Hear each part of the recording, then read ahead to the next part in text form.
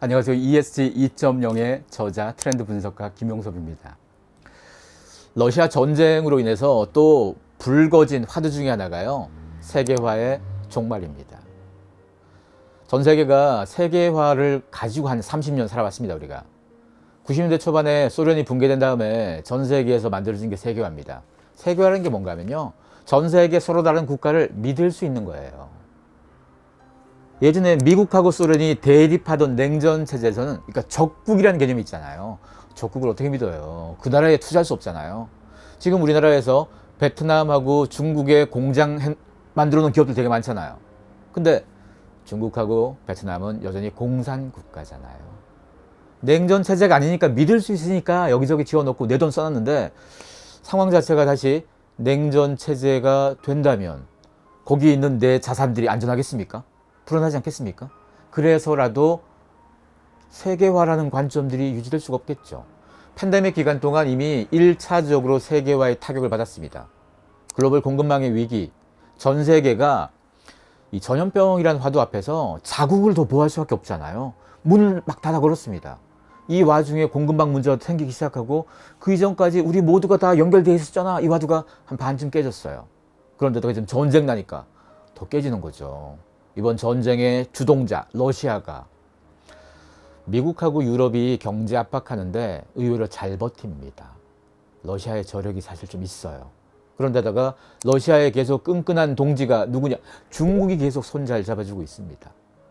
중국하고 러시아, 아주 과거로 돌아가 봐도 소련하고 중국 같은 편에 서 있었던 입장이잖아요. 그래서 지금 미국하고도 중국은 늘상 갈등이잖아요. 이런 관계가 돼서 전 세계 새로운 신냉전 체제가 구축되게 된다면, 그럼 우리가 세계화, 무역, 이 모든 부분에서 타격받을 겁니다. 그런데 우리는 하필이면 세계화의 이득을 가장 많이 본 나라입니다.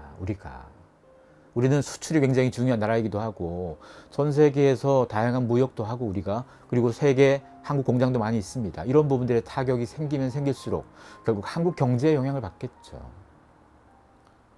그러면 세계화의 위기, 세계화의 종말, 이런 화두도 남의 일이 아닌 거예요.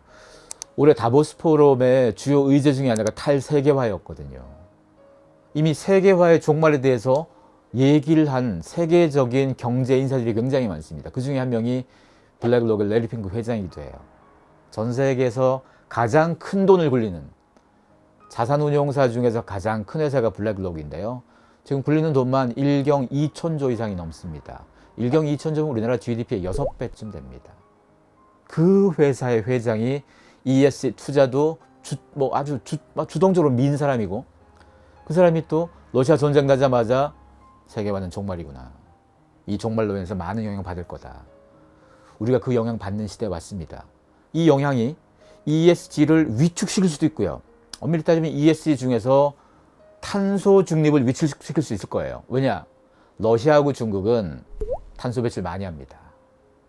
상대적으로 유럽과 미국처럼 거기에 대한 투자 대비가 많이 안 돼 있다 보니까 이들 입장에선 다른 나라에 수출하기 위해서 탄소 국경세를 나중에 부과한다면 그런 거에서 손해볼 나라들이잖아요. 모든 국가들은 전 세계 공동의 이익 때문에 탄소 중립 2050을 한 겁니다. 이렇게 하지 않으면 지구온난화가 더 가속화되어서 결국은 식량 문제, 해수면 상승으로, 대부분의 중요하고 큰 도시는 다 물가에 있어요. 세계적으로 해수면 상승으로 타격 많이 받을 거고, 사람들 힘들어질 거고, 식량뿐이겠습니까? 모든 재난들이 자꾸 생길 거고.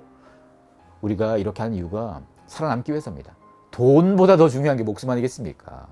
목숨 때문에 지구가 계속 유지되기 위해, 살아남기 위해서 적어도 2050년까지 다 같이 합의하자 해서 했던 건데, 자국의 이 단기적인 것만 보면, 왜냐면 2050년 아직 멀었잖아요. 그러면 그 사이에 브레이크를 걸거나 반기를 들 상황들이 없다고 볼 수 없습니다. 그리고 몇몇 나라가 들기 시작하면 여러 나라가 또 다 들 수도 있고요.